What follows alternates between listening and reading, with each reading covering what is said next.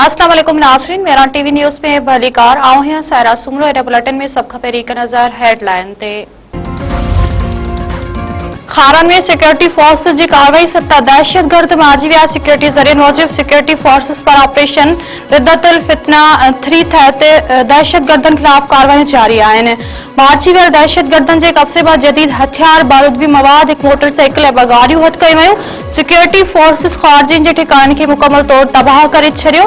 सदर ऐं वफ़ाक़ी घरू वज़ीर पारां सिक्योरिटी फोर्सेस के खिराज तहसीन पेश। सदर आसिफ अली ज़रदारी चयो आहे त कार्रवाइयूं क़ौमी सलामती के तहफ़ुज़ लाइ ज़रूरी आहिनि।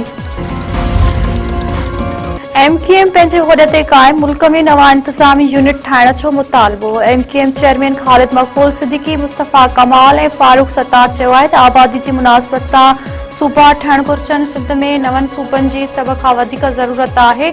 सूबे जो आवाज़ बुलंद कंदड़नि सां गॾायूं। कराची में प्रेस कॉन्फ्रेंस कंदे MKM अॻवाननि चयो आहे त पीपल्स पार्टी जे बहानी ही आइन ठाहियो हो। जेकॾहिं नवनि सूबनि जी ॻाल्हि करणु गद्दारी आहे त उनखे आइन मां छो न कढियो। मुल्क के बचाइण जो वाहिद रस्तो इंतज़ामी यूनिट ठाहिण आहे। मोहसिन नक़वी ऐं DGI ISPR जे बयान जी ताईद कयूं था। जागीरान सिंध विरहाइण जो ग़लत तासिर ॾिनो। सिंध हुकूमत की तर्जमान सादिया जावेद चयो आहे त ख़ालिद मक़बूल सिद्दीकी अवाम के गुमराह करण जी नाकाम कोशिश पियो करे। आइन में नवां सूबा ठाहिण जो तरीक़ेकार लिखियल आहे। नफ़रत सां मुल्क विरहाइण जी इजाज़त नथी ॾेई सघिजे। पंहिंजे बयान में सादिया जावेद चयो आहे त सूबो कार्ड हिननि जे सियासी ॾेवालपणे मां निकिरण जी आख़िरी कोशिश आहे। PPMA कादिर मंदू ख़ैर चयो आहे त MKM सिंध में रत ऐं बाहि जी रांदि खेॾी। सिंध विरहाइण जे नाले ते आइन मथां राताउ हणण जी इजाज़त न ॾींदासीं। रूस के गादी वाले शहर मॉस्को में यूक्रेन जो वॾो हमलो। सॼी रात मॉस्को मथां बमबारी, 600 ड्रोन फायर किया विया।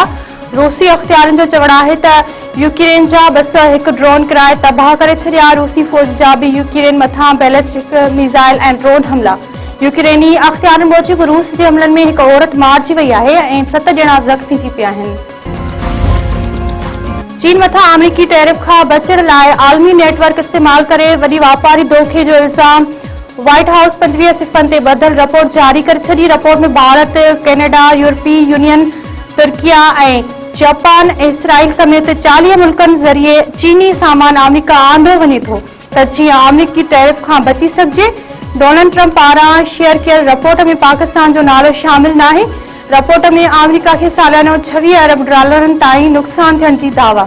चीन अमरीका जा इल्ज़ाम रद्द करे छॾिया। चीनी पॾही वज़ारत चयो आहे त टैरिफ ऐं वापारी जंगियूं फतह पैदा न कंदियूं आहिनि। अॼु मुल्क के मुख़्तलिफ़ हिस्सनि में बरसात जी अॻकथी। इस्लामाबाद, पंजाब, KPK, आज़ाद कश्मीर ऐं गिलगित बल्तिस्तान में वसकारे जो इम्कान। अख़्तियार मूजिब सिंधु दरिया में तरबेला, कलाबाग, चश्मा ऐं तोनसा ब्राच वटि नंढे दर्जे जी ओड आहे। बाक़ी दरियानि में सूरत हाल मामूल ते आई।